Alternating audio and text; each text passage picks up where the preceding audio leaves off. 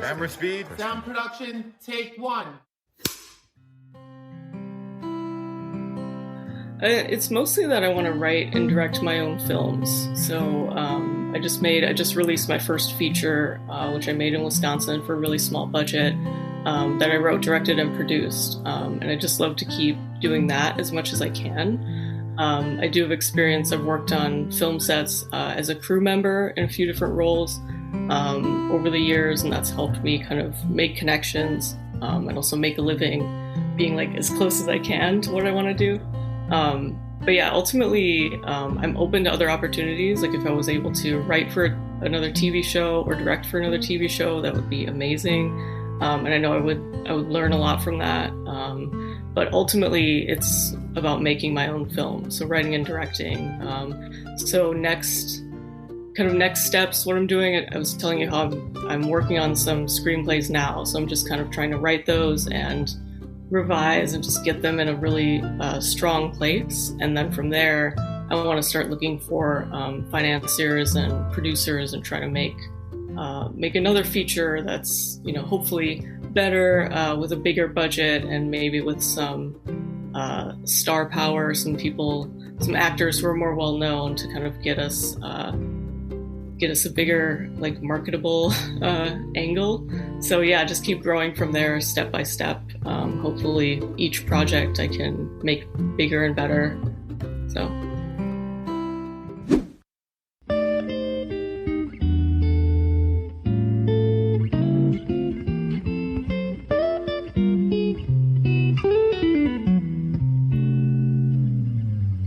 Hello, everybody. Welcome back to the podcast. I have someone that I have met a little while ago who's done a big move, but also this is unique for me. I'm really excited about this. Screenwriter and director, originally from Wisconsin, right now in LA, sunny LA. Lauren is here with me today. Hey, Lauren, how are you? Good. How are you? I'm so happy we got to connect again. I'm good, and I'm thrilled again to talk to you. You are the only, drum roll please, the only screenwriter that I've ever had a chance to talk to on the podcast. So I'm excited.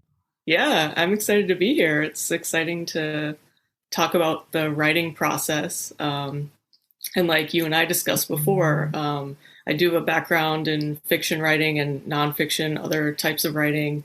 That's what I initially went to school for. So, yeah, I've done kind of all kinds of writing, but now I'm focused on screenwriting and filmmaking.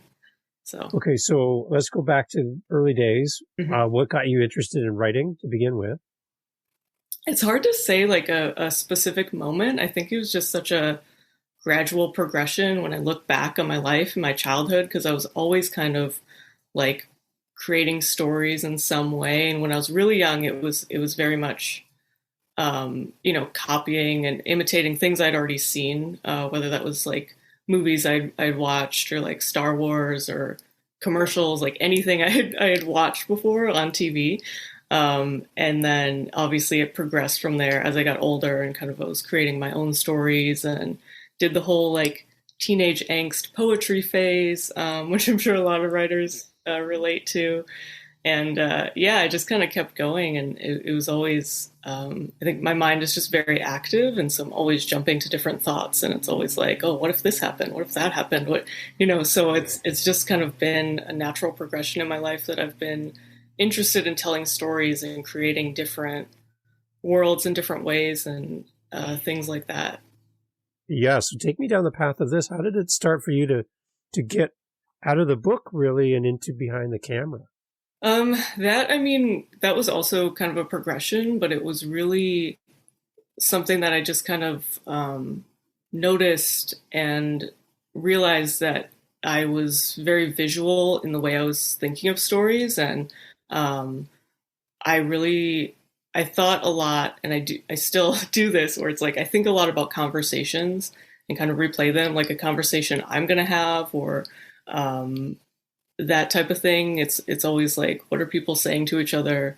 And so I felt like movies just made more sense to me, and kind of creating stories in that way, where it's people are talking to each other and it's more,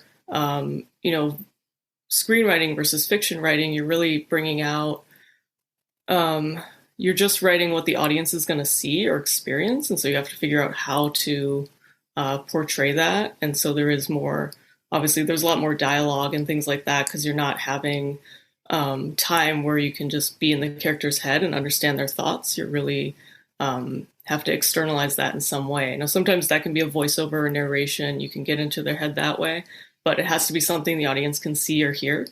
So yeah, again, going back to the question, it was really just a progression and just kind of an understanding of how I really like to create stories and how I kind of imagine things. And so it was like getting them out there. It just like screenwriting was really interesting to me for those reasons.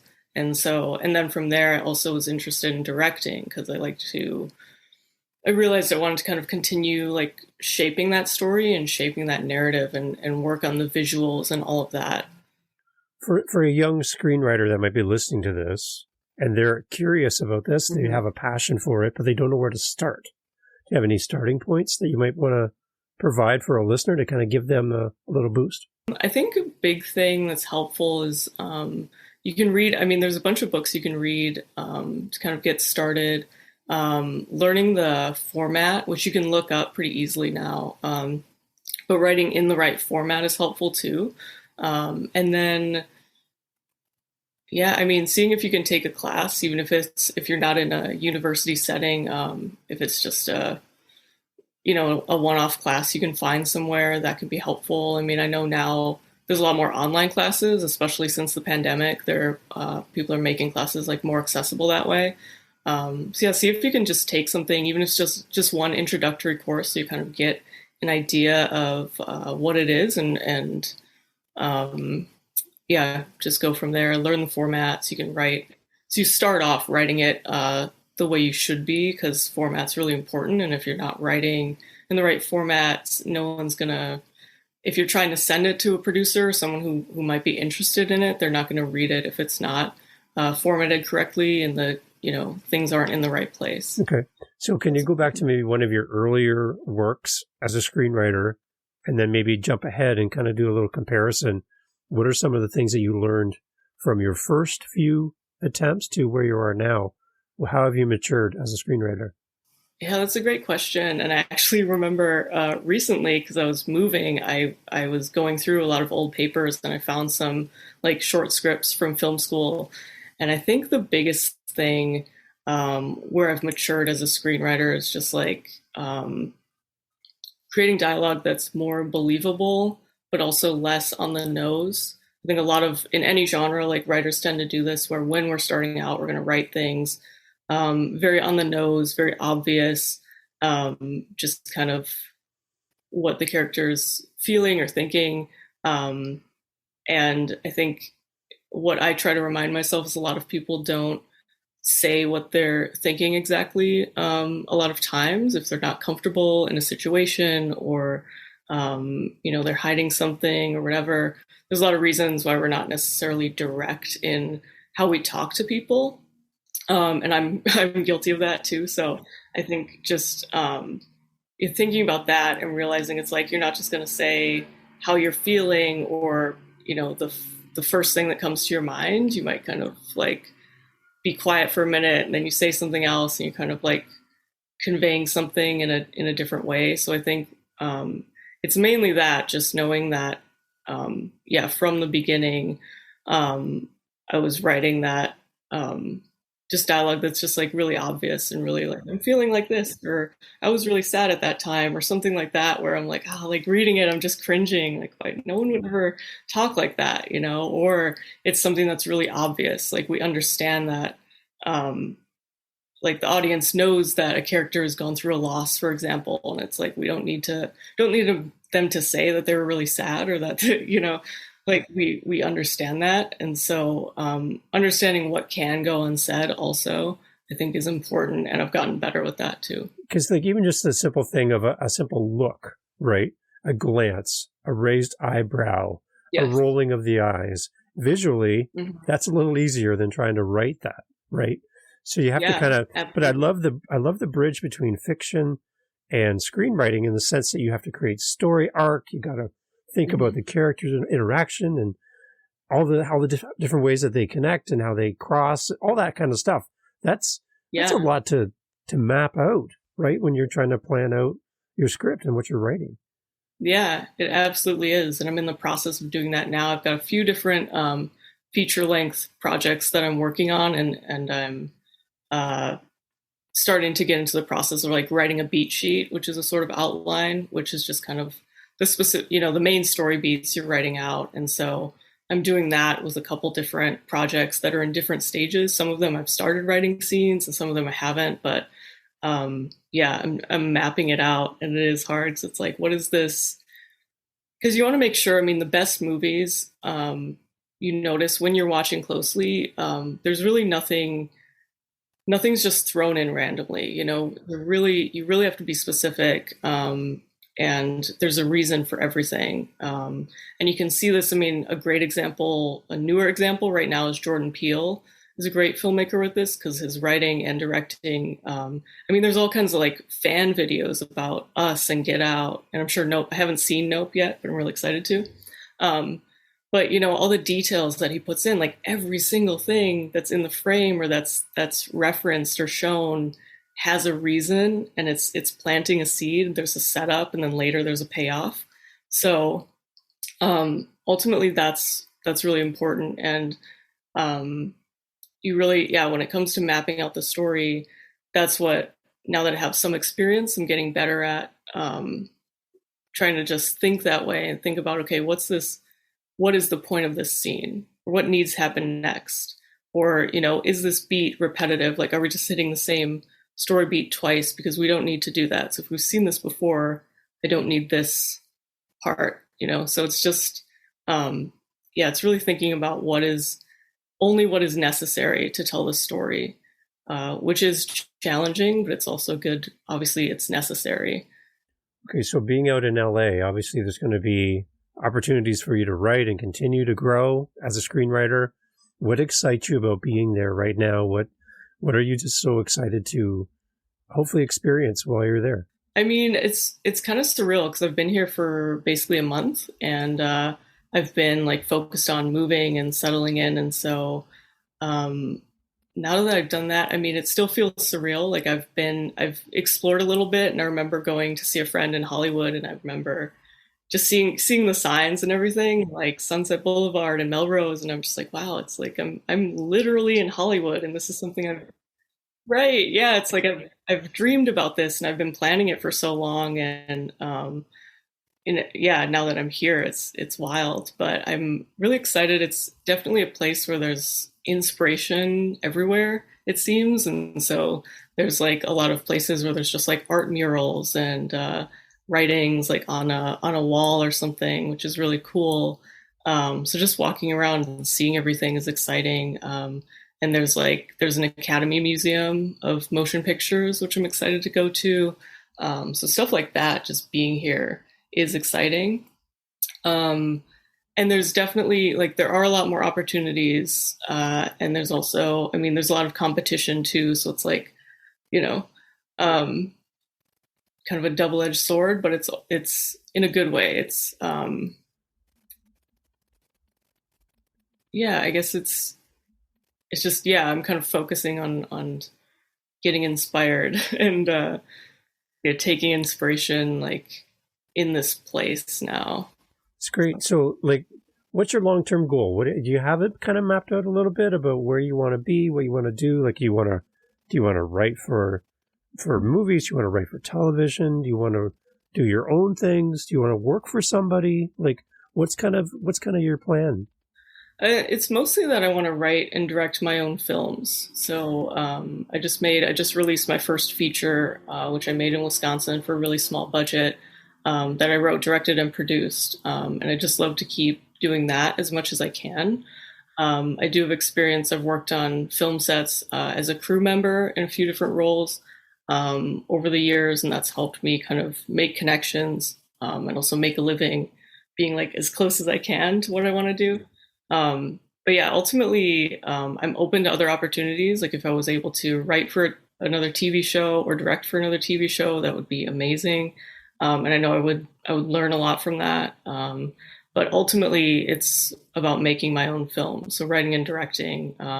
So next steps, what I'm doing, I was telling you how I'm working on some screenplays now. So I'm just kind of trying to write those and revise and just get them in a really strong place. And then from there, I want to start looking for financiers and producers and try to make another feature that's, hopefully better, with a bigger budget and maybe with some star power, some people, some actors who are more well known to kind of get us a bigger, like, marketable angle. So yeah, just keep growing from there step by step. Hopefully each project I can make bigger and better. So it's great. I kind of feel like, Lauren, that we're like having this interview at the beginning. Like you're not the beginning of your career by any means, but now that you're in LA, I'm just waiting for like these credits to roll, and I'm like, there she is. Right. Oh, there's Lauren. Like I'm like, I can't wait for that day and be like, yes, it happened. Like I'm really cheering you on from this side of the camera. So, I'm really hoping that all this works out well for you and that people will recognize the skills and talents that you've taken so long to build and grow. Tell us a little bit about how we can find some of your work so we can see this. I'm really curious, like maybe the names of what you've worked on, and I'm really curious for people who are listening, how they can connect and actually watch and see what you've done. Right. So like I was saying, my biggest project is a feature length, so full length film. It's called Cohabitation, and it's a thriller. It's about a former paramedic with PTSD who gets a new roommate who's kind of mysterious. She doesn't know a lot about her, and things kind of start to go sideways from there. And that just came out on streaming. So it's on Amazon in the US and the UK only right now. We're hoping it'll expand eventually to other countries that have Amazon. Then it's also on Google Play. And then it's on Tubi. So you can watch free with ads there. And it's also on YouTube, free with ads. So you can find it on any of those platforms. So that's the biggest thing I've done. And then I do have a YouTube channel. You can watch one of my short films called Smile Baby on my YouTube channel, which is Lauren Barker, which might be hard to find because I'm sure there's other people with my name. But you can follow me on Instagram at lbarkerfilm. And I'm also on Twitter with that handle. And then you can follow the film, my feature, on Instagram, it's at Cohabitation Film. And then on Twitter, it's at Cohabitation18. So tell me, where was Cohabitation filmed? In Milwaukee, Wisconsin. Oh, yeah. I know some people in Milwaukee. That's pretty neat. Yeah. How long did it take to make the movie? So we filming it, we were able to do it in about a month. So yeah, that process was pretty quick. But the rest of it took a lot longer. So how many people acting in the movie? The cast is kind of big. I mean, total cast, I think, is about 20, maybe a few more, 25. Tell me, like, did you go to Milwaukee yourself? Like, why Milwaukee? Why was that the spot?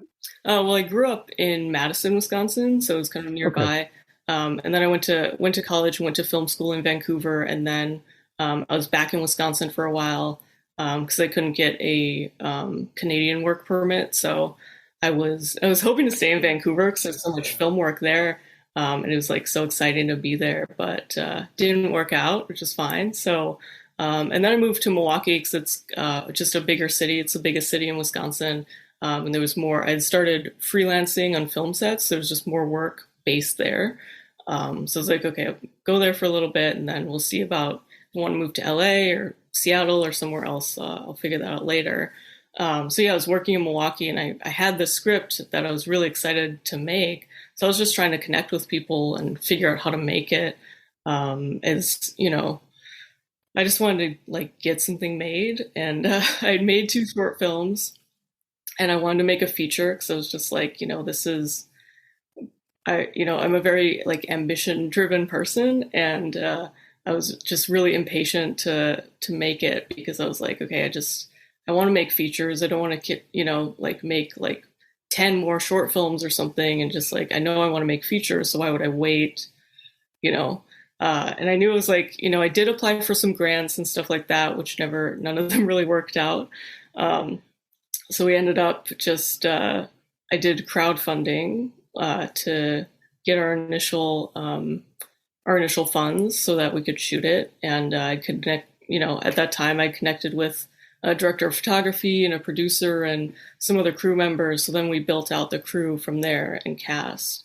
So yeah, why Milwaukee was it was where I was at the time. So nice. Yeah, made it happen right well, there. I'm sure Milwaukee loves the fact that they're featured in the movie as well. Yes. That's really cool. Yeah. Where did the story for that come from?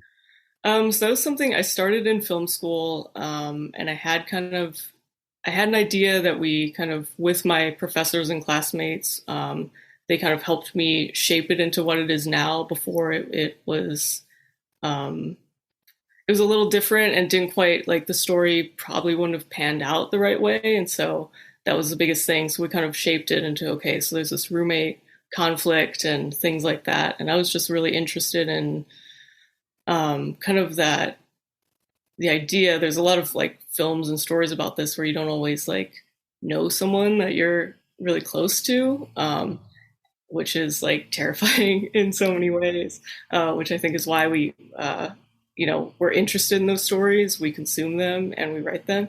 So I was really interested in that, and also just kind of the age-old like good versus evil, and how things that have happened to you in your life can kind of affect you in different ways. And some people become really bitter about that, and other people kind of work to overcome it. So it was kind of all of that together was what inspired it. It's amazing. So can you take us behind the scenes a little bit? How do you get a movie to be launched on all these great players? Like, I have no clue as a movie watcher, a consumer of this. Yeah. How can you give us a little inside sneak peek of how that actually happens, where you have this great finished product? Yeah. And then how does it get there? How does it go? So I was looking into distribution options. I was kind of like trying to learn about it before I made the movie and as I was making it. I listened to a lot of podcasts that are focused on filmmaking and indie films specifically. And so I was a little nervous because I'd heard there's a lot of kind of predatory distributors out there that kind of try to prey on filmmakers, and they're like, oh, your film's so great, and we'll take it and distribute it, but then they take all the money, they don't pay you. So there's stuff like that. I was kind of worried about that, but I knew there were some good ones. I knew people who had distributed films, and one of the podcasts I listened to is called Indie Film Hustle. It's like really big. And the host had talked about a company called Indie Rights, and he had some films distributed with them. And he also had some of his guests had been distributed with them too. So it's like, okay, I feel like that's definitely a strong recommendation. So I looked into them, and then I reached out to another filmmaker who I knew had distributed his movie with them. I was kind of like, hey, like, I saw you're with Indie Rights. I'm thinking of going with them. What do you like? What don't you like? What's good about them? And he sent me pros and cons and the things that he liked, and kind of the pros outweighed the cons. And I was like, okay, the filmmakers make 80% of all the revenue and they take 20%. But then they take care of, once you send them the deliverables, which is, the film and the poster and stills and all of that they need, subtitles, stuff like that. Once you send them everything, they take care of the rest, and they send it to all the streaming platforms and kind of try to get you the best. They kind of release it in a strategic way to try to get you the best revenue that you can. So yeah, once I decided, I was like, okay, I feel like they're a good company. I feel good about this. And so I decided to go with them. I got the deliverables together and sent them in. And then it was about a month later, maybe a little bit less, that they emailed and they were like, okay, great. We're going to start you on Amazon. So we did Amazon first, and then rolled out to some of the others. So yeah, I got a distributor, and they took care of most of that. So. Okay, so I know that on Amazon or our players, we can do the little thumbs up if we like a show. Does that have impact for creators? Does that help you? Yeah, that helps a lot. So anyone listening, if you do watch it, it helps us if you can just leave a rating and review, and it can be pretty short. But yeah, just let us know what you thought, what you liked about it. That helps us a lot. The more reviews we have, the better. So you can review it on Amazon if you watch there. You can also review on IMDb. Okay. So yeah, that's another good find us there location. and Yeah, that's right. MDB. yeah, exactly. And it all just helps drive, the algorithms, like the more people that are reviewing it, that really helps just drive up our number. So Sounds like you're describing podcasting in a way. exactly. Because it's Yeah. almost the same process. It's all about the numbers now. So yeah, the reviews really help us if you can do that. So what does it feel like to be scrolling through and you're like, oh, there's my movie? That's so cool. Like, it's got to be a great feeling, Yeah. right, to see that on the screen? It is. Yeah, it's another surreal feeling too, just to see it on, seeing it up on Amazon. It's like me as the director, and it's like and the other platforms where it's like I've watched so many movies on Amazon and on Tubi, and where, I watch a lot of like major movies and a lot of indie films, but to just know that's like I did this. It's amazing. There's part of it. Yeah, it's like hard to believe. It's like, that like I did that. That was me, right? Like all that work paid off, and now people can watch it. It's amazing. And one of the before I left Wisconsin, one of the actors that was in my film, we met up and we were just like, talking about my move and everything. She was really excited for me, but she was like, she's really grateful to, that I cast her and gave her the opportunity, because she's just like, I was able to, like, she said this film has given her so much legitimacy as an actor, where she's sent it to her family and people that have kind of doubted. They're like, is this acting thing real? And she's like, well, I've got a movie on Amazon that you can watch. So I was like, yeah, that's a great way to put it. That's another thing. So what I love too is what you're doing, Lauren, is you're helping other people, like you're just saying, right? Yeah. You're not just creating for yourself. When you write a novel or write a book, you're creating for yourself, right? It's you, but you're creating work for people and a future for them and longevity and a career, right? Just by you sitting down one day and writing out this. That's pretty amazing. Yeah. Pretty amazing, right? It is. Yeah, it is. It's cool to think of it that way. And yeah, that's true. That's awesome. Can you tell me a little bit your thoughts as, the pandemic went through and we stopped going to movies in person. We did a lot of streaming online. We're stuck in our homes. Your thoughts from your side of the camera again on viewership of, going to the movies in person versus streaming. Do you have any thoughts around that as well? Yeah, I think ultimately you kind of just have to go with it. Like that's been, even before the pandemic, streaming was so popular. It's definitely affected the way, movies are released now, and it affects revenues. There's a lot of things that have, that streaming has changed. I think, personally though, I still love going to the theater, and I'd love to see my film in a theater. I wasn't able to, because we released during the pandemic. So even the festivals we were in were mostly virtual. So yeah, I haven't seen it like on the big screen, but it's like, that's part of the exciting feeling too, where you want to see that. But yeah, it's just so interesting. Streaming in some ways, it's gotten so big so fast, but it's also so new when you really think about it, that it's definitely going to be something we'll have to keep figuring out as we go along. There's pros and cons to everything though. The one thing that a lot of the podcasts I listen to, a lot of the resources I follow is that, filmmakers don't make as much money on streaming. Same thing with like musicians, when you're streaming music, they're not making very much money versus when you're buying an album or buying a film. And it's affected physical media. Like people don't buy as many DVDs or Blu-rays. And so that's a big thing when it comes to budgeting for films. You can't rely on that revenue really from physical media. So it's like you're looking at what your theatrical is going to be, what your streaming is going to be, that kind of thing. So yeah, it's hard. I feel like I'm just talking in a lot of different directions.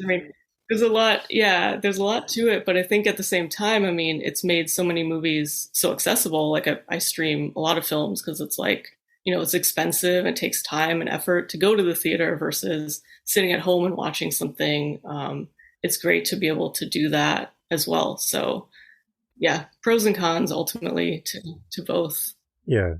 It seems like streaming has opened the doors to some creators that maybe wouldn't have an opportunity in a theater. Yeah, definitely. Right.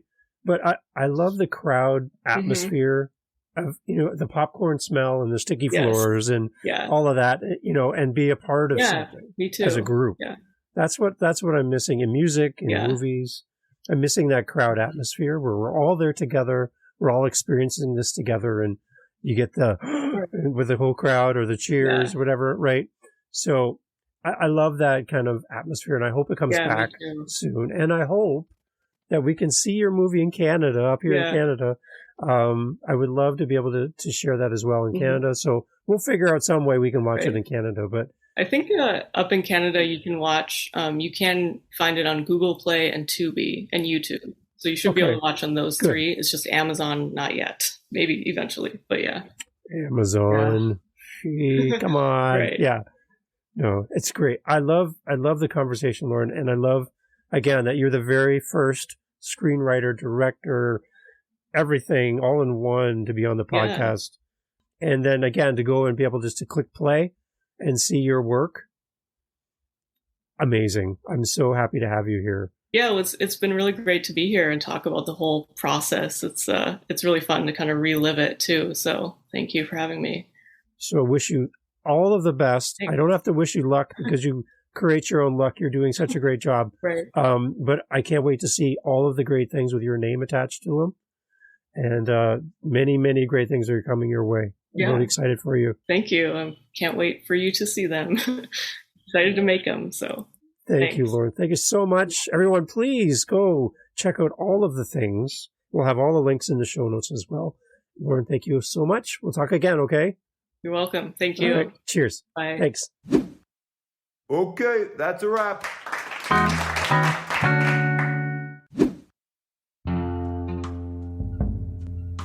Hey guys, thank you for listening to the podcast.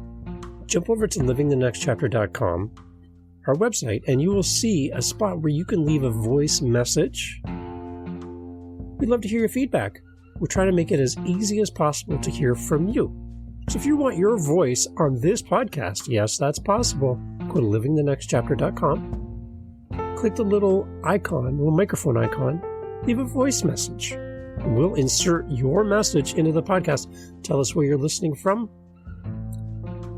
Tell us your favorite guest. Maybe there's a guest we should have on the podcast. Maybe you should be our next guest. Leave us a message at livingthenextchapter.com. Again, thank you so much for listening. Please share this podcast episode with one person. That's all we're asking. Meet you over there at livingthenextchapter.com. Thank you for listening. Thank you for sharing. Love to hear from you.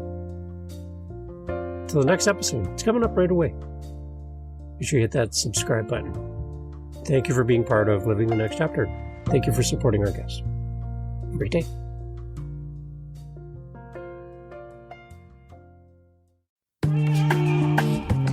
Mindshift Power Podcast, the podcast for teenagers and those who work with them. There's a huge problem in America today. There's a very large disconnect between teenagers and the adults who work with them. I'm looking to bridge that gap with real, raw, honest conversation, not held back by the chains of political correctness. You cannot solve a problem you do not understand. Want to understand teenagers today? Listen to this podcast. This podcast is for teens in the U.S. and Canada. To learn more, go to fatimabay.com/podcast or just look for Mindshift Power Podcast on any listening platform. I look forward to you being a faithful listener.